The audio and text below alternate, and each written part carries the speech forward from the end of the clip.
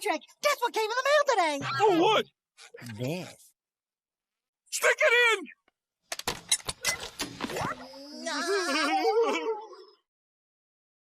Assalamualaikum warahmatullahi wabarakatuh. Salam Om Swastiastu, nama budaya sama kebajikan buat kita semua.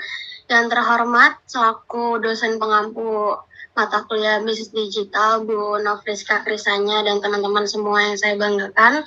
Pada kesempatan kali ini kelompok kami akan mempresentasikan bab terakhir dari mata kuliah bisnis digital pada semester ini, yaitu change management. Sebelumnya izinkan kami memperkenalkan kelompok kami. Saya Fiana Satriana. Saya Muzaffar Yasser. Saya Siva Deksa Muharram. Saya Aurel Jessy Manuela Ritonang. Saya Iza Faiza Nursi. Oke, materi yang pertama bakal dijelasin sama rekan saya yaitu Iza. Iza, dipersilakan. Oke, baik. Pertama-tama, apa sih manajemen perubahan itu? What is change management? Manajemen perubahan itu adalah suatu upaya, usaha, atau pendekatan yang dilakukan dengan sistematis, terstruktur, dan diaplikasikan untuk membantu individu maupun organisasi. Ya, antara lain artinya adalah mengelola perubahan proses secara struktural, teknis, staf, dan budaya suatu organisasi. Oke, boleh dilanjut.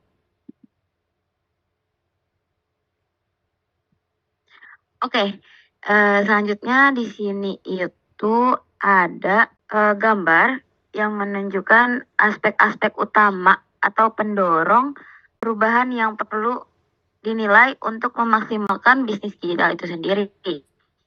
Yang pertama di atas itu ada pasar dan bisnis model. Terus ada bisnis proses, ada organisasi struktur dan budaya, terus teknologi dan infrastruktur, kepemimpinan komitmen, proyek pengelolaan, karyawan akuisisi, karyawan kepemilikan. Nah, yang warna biru itu adalah faktor keberhasilannya. Sedangkan yang warna ungu di atas itu adalah ganti tuasnya. Kayak dari kayak prosesnya gitu loh. Nah, ini yang di bawah itu, yang biru muda itu adalah hasilnya gitu. Nah, di sini itu adalah perubahan besar yang perlu dilakukan agar organisasi cukup dalam merespon perubahan pasar dan memberikan layanan pelangganan yang kompetitif untuk membantu mencapai berbagai aspek perubahan ini. Serangkaian faktor keberhasilan tampaknya diperlukan. Ya, jadi itu sendiri tuh dari dari pasar dan bisnis model, bisnis proses, organisasi struktur, terus ada teknologi infrastruktur. Nah, dari situ tuh dapat menghasilkan kayak di bawah itu tadi, di bawah yang warna biru muda itu. Oke, yang pertama di sini ada beberapa yang perlu diperhatikan dalam pengelolaan transformasi bisnis digital. Yang pertama itu adalah perubahan tak terduga, di mana organisasi perlu memiliki fleksibilitas dan kemampuan untuk beradaptasi dengan perubahan yang tidak dapat diantisipasi. Yang kedua, ada pembelajaran dari para pionir. Maksudnya apa? Di sini studi kasus dan praktik bisnis digital yang telah terbukti berhasil dapat memberikan wawasan berharga untuk organisasi yang ingin menerapkan transformasi serupa. Dan yang ketiga, ada manajemen risiko. Organisasi perlu mengidentifikasi potensi risiko dan merancang strategi untuk mengurangi dan mengatasinya. Dan yang keempat, ada manajemen perubahan. Transformasi bisnis digital mempengaruhi proses, struktur, staf, dan budaya organisasi. Oleh karena itu, manajemen perubahan yang efektif diperlukan untuk membantu staf beradaptasi dengan perubahan tersebut. Oke, selanjutnya akan dilanjutkan oleh rekan saya.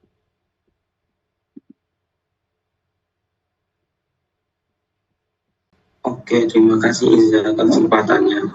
Selanjutnya saya akan melanjutkan materi yang tadi dibahas oleh Iza, yaitu selanjutnya ada perubahan dalam metode kerja. Transformasi bisnis digital seringkali memerlukan perubahan dalam metode kerja. Staf perlu memahami dan mengadopsi metode kerja baru yang mendukung perubahan tersebut. Selanjutnya, perhatikan staf yang berpengalaman. Staf yang telah bekerja dalam perusahaan untuk waktu yang lama dan memiliki pengalaman tatap muka dengan pelanggan atau pemasok mungkin. Mereka merasa khawatir tentang penggunaan teknologi yang mengurangi unsur dalam kontak. Penting untuk memahami perasaan mereka dan juga memberikan dukungan yang sesuai. Selanjutnya, efisiensi dan produktivitas. Transformasi bisnis digital seharusnya tidak hanya mengurangi efisiensi pekerjaan, tetapi juga meningkatkan produktivitas. Penting untuk menjelaskan manfaat perubahan ini kepada staf. Selanjutnya ada komunikasi yang efektif. Komunikasi yang jelas dan terbuka sangat penting selama proses transformasi bisnis digital. Hal ini untuk memastikan bahwa staf memahami perubahan yang sedang terjadi dan dengan tujuannya. Boleh di next. Selanjutnya ada tantangan dalam transformasi bisnis digital. Yang pertama itu pasar dan model bisnis. Transformasi bisnis digital seringkali melibatkan perubahan dalam cara berorganisasi, beroperasi, dan menjalankan bisnisnya. Pemahaman yang mendalam tentang pasar dan model bisnis yang relevan ini diperlukan untuk mencapai keberhasilan transformasi ini. Yang kedua, proses bisnis. Proses bisnis yang sudah ada mungkin perlu disesuaikan atau bahkan diubah sepenuhnya untuk mendukung bisnis digital. Yang ketiga, ada struktur organisasi, budaya, dan tanggung jawab staf. Hal ini itu transformasi bisnis digital mengaruhi struktur organisasi, budaya, dan tanggung jawab staf. Organisasi perlu memastikan bahwa staf memahami perubahan yang terjadi dan siap untuk beradaptasi dengan budaya dan tugas baru. Dan yang keempat ada perubahan instruktur teknologi. Bisnis digital seringkali membutuhkan perubahan atau peningkatan infrastruktur teknologi. Investasi dalam teknologi yang tepat digunakan untuk mendukung transformasi ini. Boleh di next. Slide ini yaitu membahas tentang kerangka kerja 7S menurut McKinsey 1970 untuk mengelola transformasi bisnis. Yang pertama ada strategi. Strategi ini adalah kemampuan yang terbatas untuk mengintegrasikan strategi internet ke dalam strategi pemasaran dan bisnis. Untuk memahami inti strategi bisnis ini ditunjukkan oleh frustrasi dalam mendapatkan yang sesuai. Selanjutnya ada struktur. Struktur ini adalah masalah struktural dan proses yang ditunjukkan oleh tantangan untuk mendapatkan sumber daya dan dukungan dari fungsi pemasaran dan TI tradisional. Selanjutnya yang ketiga ada keterampilan dan staf.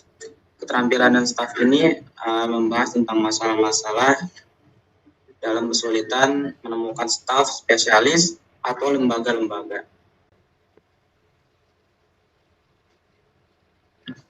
Oke, slide ini akan dijelaskan oleh Yasser. Yasser, dipersilakan. Oke, terima kasih Seva atas kesempatannya. Sebelumnya apakah suara saya terdengar? Oke. Teman-teman, pada kali ini saya akan menjelaskan slide ini yaitu yang pertama perubahan antisipatif dan perubahan reaktif. Apa sih perubahan antisipatif dan reaktif itu? Jadi perbedaannya itu sebenarnya sangat signifikan. Perubahan antisipatif itu perubahan yang dilakukan oleh pihak internal, sedangkan reaktif itu yang didorong oleh pihak eksternal. Contohnya itu perusahaan mengalami perubahan untuk beradaptasi dengan faktor eksternal seperti karena adanya krisis atau gangguan dari luar. Nah, kalau misalnya perubahan antisipatif itu biasanya dilakukan oleh pihak internal seperti manajemen dalam perusahaan atau organisasi. Contohnya yaitu meningkatkan kompetensi dan produktivitas prosedur keuangan dan pemasaran. Nah, yang kedua itu perubahan sejarah dan perubahan orientasi. Perubahan sejarah menurut David Nadler dalam perubahan organisasi melibatkan transformasi dalam struktur, tugas, teknologi, dan orang-orang. Ini mencakup pemahaman dan penyesuaian terhadap perubahan lingkungan, kebijakan, serta budaya organisasi. Nah, contohnya itu apa aja? Nah, contoh dari perubahan sejarah itu ada perubahan struktural, perubahan tugas, perubahan teknologi, dan perubahan dalam orang-orang sumber daya manusia tersebut. Nah, selanjutnya ada perubahan reorientasi. Menurut Nadler, reorientasi dalam perubahan organisasi melibatkan penyesuaian ulang terhadap struktur, strategi, dan budaya organisasi untuk mencapai tujuan yang baru atau lebih efektif.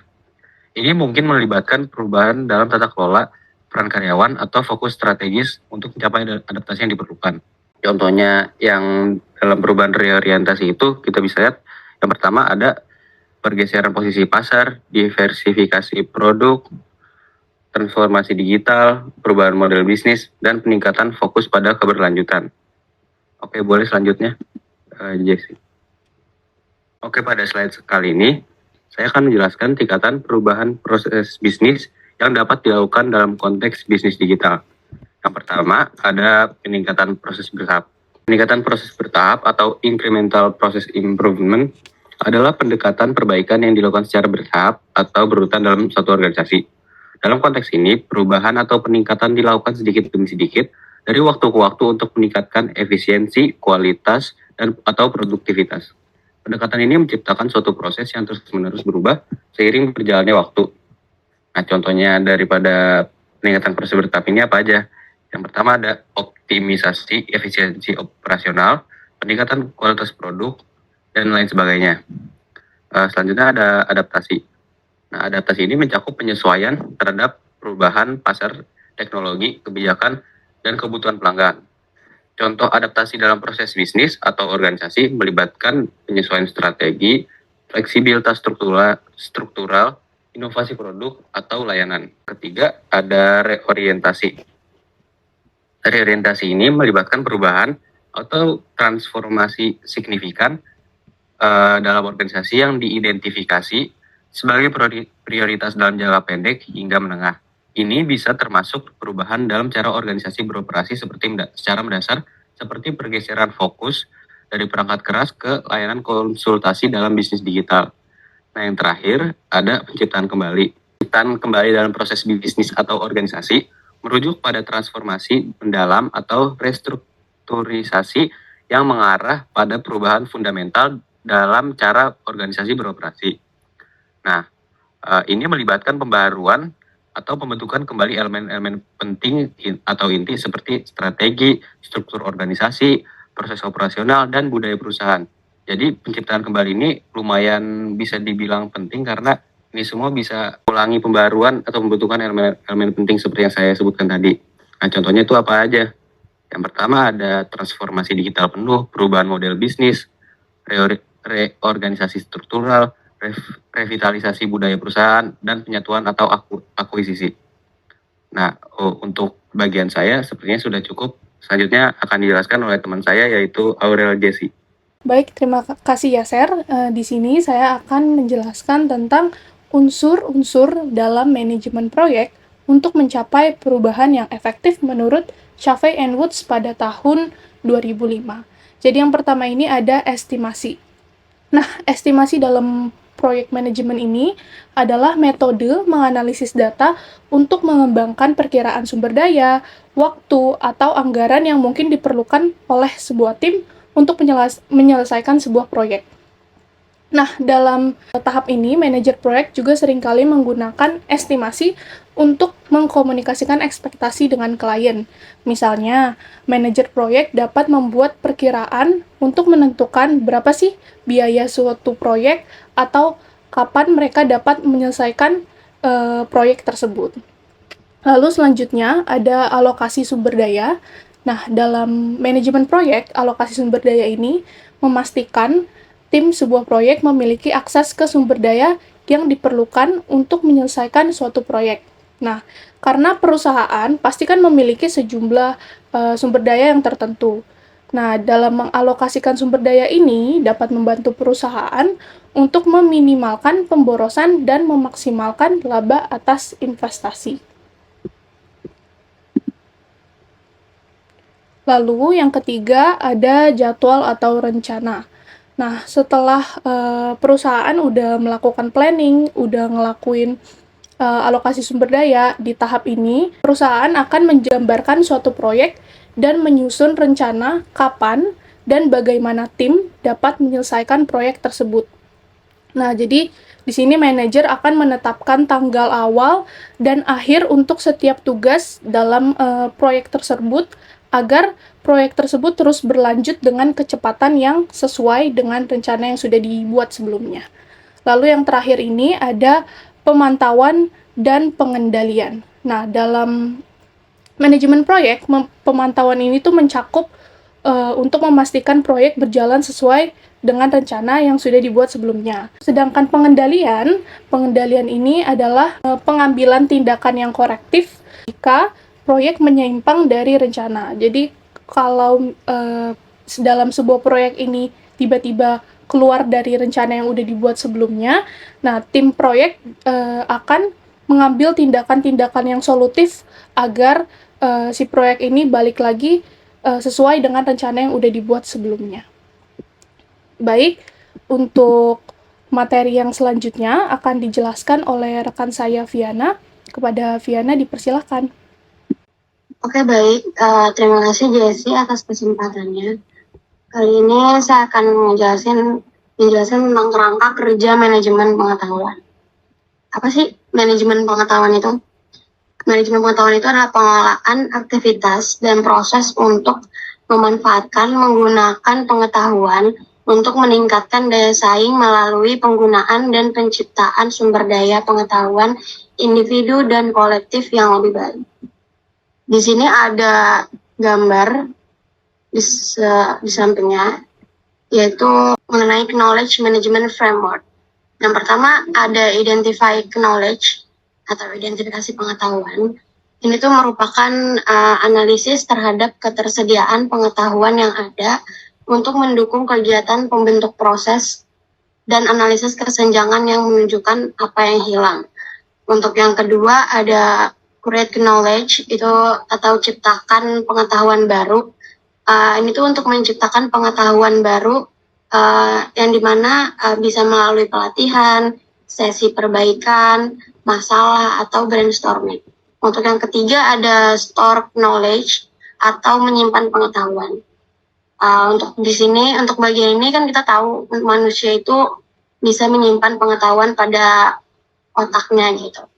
Kalau untuk yang ketiga untuk yang keempat ada Share Knowledge atau berbagi pengetahuan. Untuk meningkatkan ketersediaan pengetahuan, memastikan pengetahuan tersebut tuh tersedia dalam konteks yang tepat, kayak yaitu untuk orang yang tepat, pada waktu yang tepat untuk mendukung aktivitas mereka saat itu gitu.